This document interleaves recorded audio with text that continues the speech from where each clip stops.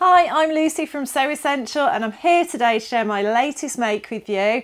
Everything I talk about is available on our lovely website, and you'll find links to our website and all the products I mentioned below, and you'll also find a link to our weekly newsletter for a healthy dose of sewing inspiration straight to your inbox. So I want to share with you the waistcoat that I've made recently. I love the waistcoat look. I've had my eye on it since last season. I think it was when last year was when I first really started noticing it coming through. In the summer, people were wearing them with shorts and no t-shirt underneath. In the winter, I saw people wearing some really lovely luxe versions, like a lovely satin black waistcoat with a pair of satin wide leg trousers. I've seen people wearing them with a t-shirt underneath, like I have. I've got it on with wide leg jeans. There's also the option to make matching wide leg trousers to go with it, which is in my plans. I've seen them worn with t-shirts and the very popular denim midi skirt that's been super popular in the last few seasons. So I just think it's a really versatile piece to have in your wardrobe. It was a lot of fun to sew. And also it just reminds me of the beautiful, wonderful 90s, which were it's just a really nostalgic thing for me. I remember Rachel in Friends wearing a white t-shirt with a waistcoat over the top. I think Monica did quite a lot as well. And it just takes me straight back to that era. And that was a really happy time in my life.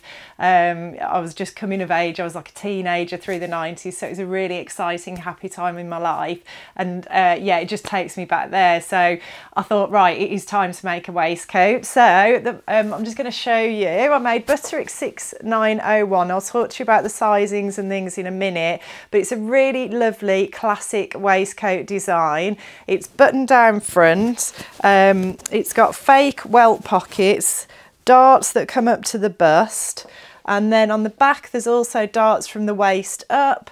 And a centre back seam. You've got a little V at the back and a tie, a waist tie, and then it's fully lined as well. So I'm just going to unbutton it. Just apologies if that's a bit crackly with the old microphone. But yeah, I've lined it as well in our anti-static polyester lining, so you can see that there. And I'm going to do a tutorial actually on how I lined it, because my good friend Anne, who is New Vintage Sewing on Instagram, she's a super experienced sewer. She's an ex-textile and fashion tutor, and she worked at the Glambourne Opera House up north somewhere near the Lake District, I think it is, and she was taught the traditional tailoring method for lining waistcoats, and that's the method I use to line this one. So I'm going to share that all with you on the channel, so stay tuned for that. But yeah, I love the look under the white t-shirt.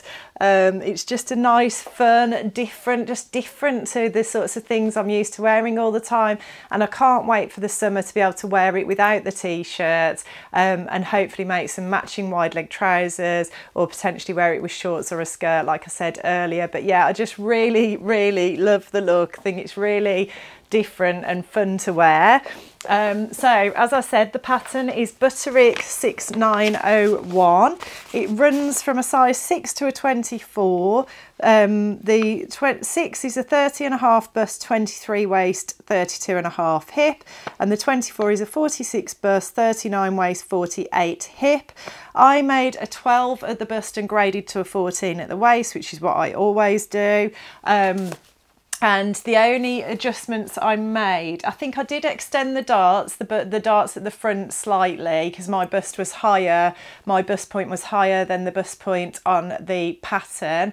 And I did share on Instagram how I did that, so if you want to check that little video out, you can do. And then I made my usual high round back and forward shoulder adjustment. Those tutorials are on this channel, so you can check those out. But other than that, it was dead straightforward.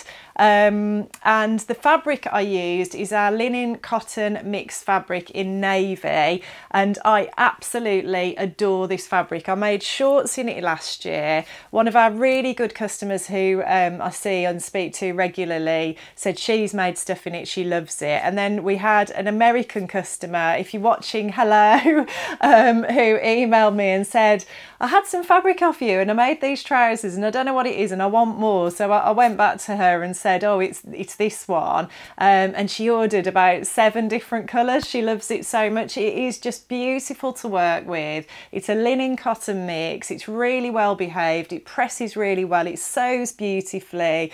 It washes really well. It's just a gorgeous fabric. So I'll pop links to the fabric below and the pattern, obviously. But just to mention, the fabric, I made it in the navy, but we also have black and white as well for neutrals, and then we've got lots of lovely bright colours as well, so lots and lots of choices. But it is a brilliant plain fabric for making your shorts, your waistcoats, dresses, trousers, all of that stuff for summer. It's perfect. I lined it with the anti-static lining, like I said, and yeah, it just worked really, really well. Those 2 fabrics worked really well together as well. I've told you about the sizing and the adjustments. In terms of construction, this is what I really loved about this pattern. I am somebody who doesn't have a lot of time to sew. Have to just grab the opportunities where I get them. I've got 2 children. I'm obviously working a lot, and then I've got my parents and things to think about as well. So I've got lots and lots of different things to juggle in my life. So I just grab the moments where I can sew. So I'm always looking for relatively quick, easy sewing projects. But having said that, it's always nice if there's something in there that teaches me a new skill, or, you know, challenges me a little bit, or makes me think. And I think this pattern just ticked those boxes beautifully, because it was very simple to put together. You've got your front pieces, your back pieces, your fake welt pocket piece, and your ties, your waist ties at the back. And that's it. So there's not a lot of pieces to cut out, not a lot of pieces to work with. The construction is pretty simple, but it just had enough little challenges and things in there that kind of made me go, oh, that's a nice way of doing that. And learning about the lining technique as well, like I said, was great as well. So I suppose what I'm trying to say is it was a quick, easy, came together quickly project, but there were just a few little things in there that made it a little bit more fun, or a little bit more interesting. The welt pocket idea, for those of you who don't know, sewing a proper welt pocket, you have to cut a hole in the fabric and turn the pocket through, and it's quite an involved process. But these little fake ones, I'm just going to show you on the camera, these little fake ones, I really like the way they did those. It was a really good cheats way of doing it, and you just got a rectangle of fabric, folded it in half, right sides together, and then stitched down the sides, turned it through, so that gave you your little rectangle of finished fabric, and then you just placed it upside down on the bodice. There's like stitching lines marked on it. Stitch it into place, trim the excess off, and then you turned it up, and then just top stitch the edges of the pockets, the fake pockets down, and it worked a treat, and it was just really quick and easy, but a fun little technique to do, so I really enjoyed that. And then when it came to lining it, I am going to do a full tutorial on this, so do stay tuned to the channel, because I'm going to record that today as well, so it'll come after this video at some point. But when it came to lining it, I did a bit of Googling around, had a look at some different methods for bagging out the lining, wasn't really sure which one was the best. There are quite a few different ways you can do it, so I called on my good friend Anne, who I said is New Vintage Sewing on Instagram, and she said, oh, the best way to do it is, and this is the way they did it at the Glambourne Opera theatre, which I now really want to go to as well, because I was chatting to her about that last week, and I was like, wow, that sounds amazing. But she said what they do is you get your 2 front pieces and you sew your lining to your front pieces right sides together all the way down the front, centre front, across the bottom, and then you also sew them together around the armhole, but you leave the shoulder seam open and you leave the side seam, the side seam open. You do that on both the front pieces. Then your back pieces, you sew your main fabric, you sew the centre back seam, and your lining fabric, you sew the centre back seam. And then the front pieces, you turn them through the right way, obviously clip and grade and trim all your seams, turn them round through the right way and press them, and then you lie them and sandwich them in between the back lining and the back main fabric. So you would have your back main fabric right sides together with your front main fabric, and then underneath that you would have your back lining fabric right sides together with your front lining fabric. And once you've done that, you just position, obviously the shoulders are narrower on the front pieces because you've turned them through, so you just position those correctly on those back pieces so that you've got your seam allowance there, and then you just stitch all the way around the edge. So you go up the side seam, round the armhole, across the shoulder seams, round the neckline. You have to make sure you don't catch any of the front bit, that has to all be inside. It's kind of like the burrito method for turning a yoke through, if you've ever done that. There is a tutorial on the channel for that as well.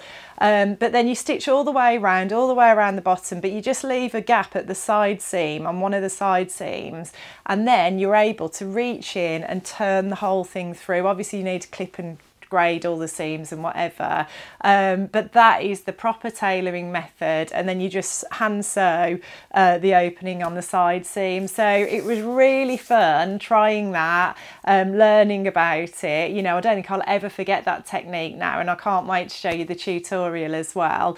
And that, just because it was such a simple make, that was just a little bit extra that kind of, you know, got me to learn some new skills and different ways of doing things, which was really enjoyable. So yeah, it was a great project. I used my button sewing foot to sew the buttons on, which made it quick and easy. I used wonder tape to stick the buttons in position before I used that foot, which is a little tip I always like to share. But yeah, super fun project, really happy with the result. Love the little points at the front, just think the shape of it, it's a nice fit as well. You know, I didn't have to make, I graded from a 12 to a 14, but I always do that.